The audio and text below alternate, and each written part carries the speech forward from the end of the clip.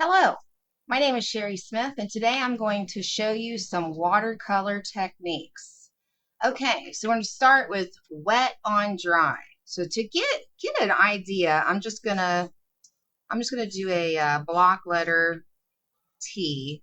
Okay, just give you an idea, and um, so I'm going to keep this part dry and the tea inside is going to be wet. So I'm just going to take more water than um, paint, this watercolor, and we'll just use green.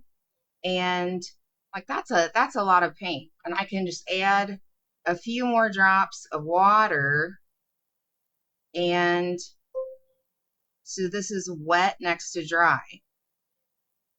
And so the tea, as long as I keep a separation between this dry part and this wet part, it won't bleed over. So you kind of have the Sharpie line. If you want to add a little bit more pigment, or you want to take another color, so I'm going to take a little bit of blue and just move it around. As you can see, it stays inside the tea.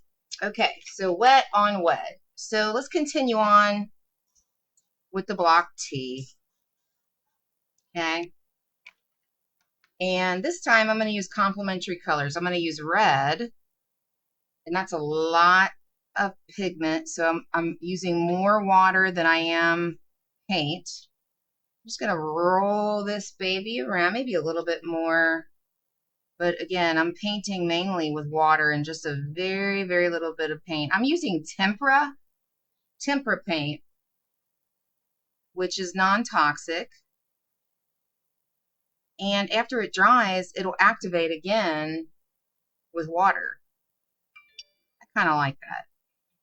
Kind of like oil paints. Takes it a while to dry. All right, so got the red and the tea. And then now the background, I'm going to use the complementary color of red, which is green, Christmas colors. So they're directly across from each other in the color wheel. All right, so now I got my brush is loaded up with water, got some green, and now I'm going to put the wet down in the background. And I use complementary colors here so you can see the red, how it's bleeding out into the green. Complementary colors, when you mix them together, make different various shades of brown.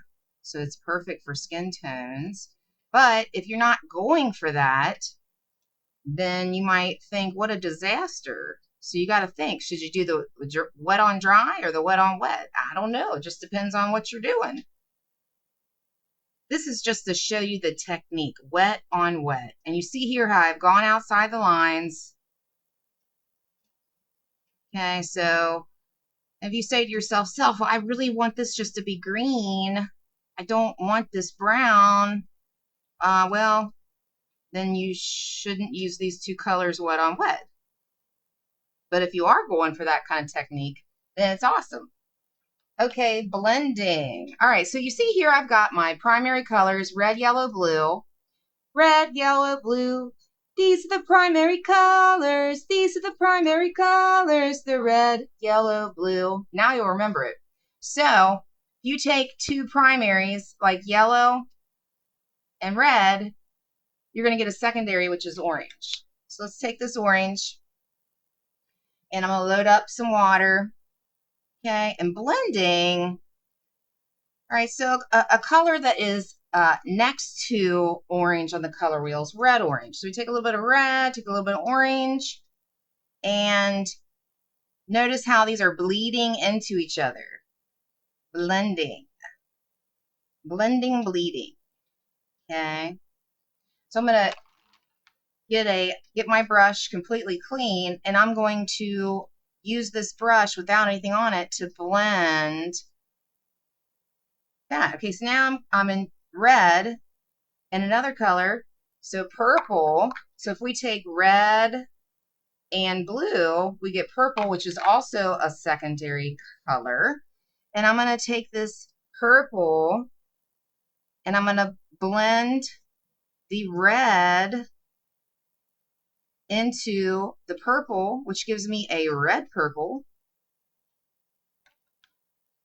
And I'm going to use a clean brush to blend back and forth these. Okay. And then I'm going to go for some straight purple.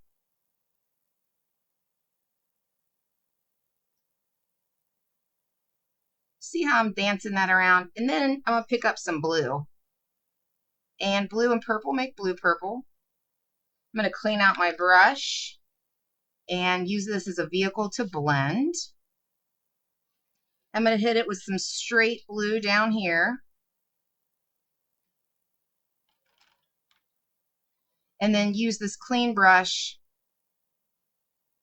to blend. Okay, so that's blending. Now, the salt on wet. This is probably like my favorite one.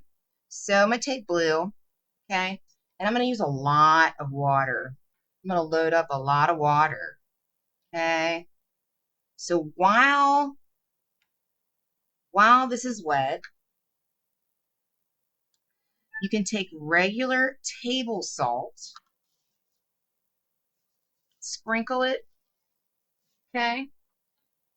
And now I'm going to load up some more water, and I'm going to hit it with some hit it with some green.